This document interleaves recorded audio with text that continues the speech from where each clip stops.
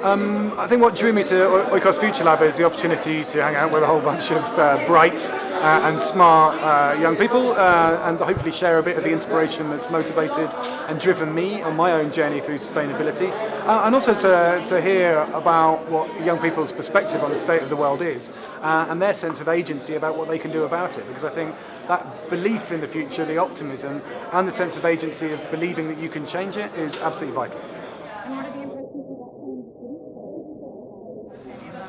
I think they're a really engaged bunch. You know, people are obviously very clued up. They are clearly thinking deeply about the challenges, but I think what inspires me most is also about the different techniques and approaches and tactics and methodologies being employed to celebrate participatory and collaborative learning, because, you know, this is problems which are hard and they're only going to be solved together. So to see that kind of practice being embodied here was amazing.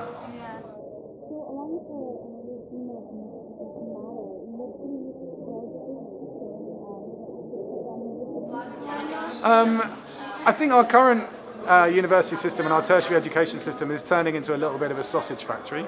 I'm not saying all of it, but I think, you know, people are getting into an enormous amount of debt to learn in quite a linear way based on traditional practices and approaches. And I wonder if I had kids who are about to go into university now, whether I would recommend and maybe a better way of learning how the world works and getting the right skills and experiences and insights that you need to be able to navigate uncertainty without getting into horrible debt at the same time. So, yeah, maybe there's a different way.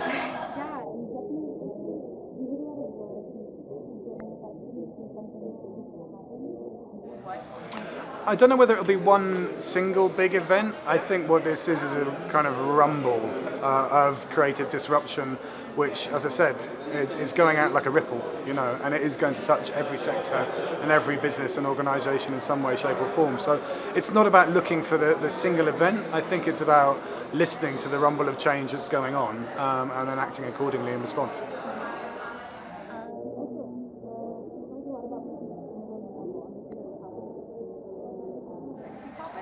Yeah, I bloody hope so. I spent the last 15 years of my life trying to do so.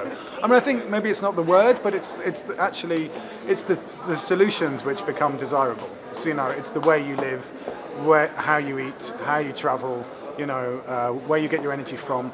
It's the practical, tangible solutions which I think will become really sexy, not necessarily perhaps the mindset or the psychology of being sustainable. People will go and change the world and embrace a different world because they want to, not because they have to. And so I think if we make those solutions compelling and irresistible, then we'll be on our way to change.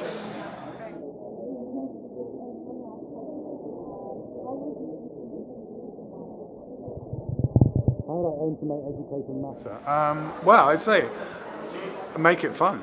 You know, if you want to subvert the dominant paradigm, you've got to have more fun than they are. So if the future of education feels more participatory, feels perhaps more work-based and practical, and is delivered in very different ways, and I think it might be very, very appealing to people. We're essentially still teaching in universities the same way that we taught 150 years ago. You know, expert lecturer, you know, tutorials, essay writing, you know, the odd project here and there, and I'm sure we can do it differently.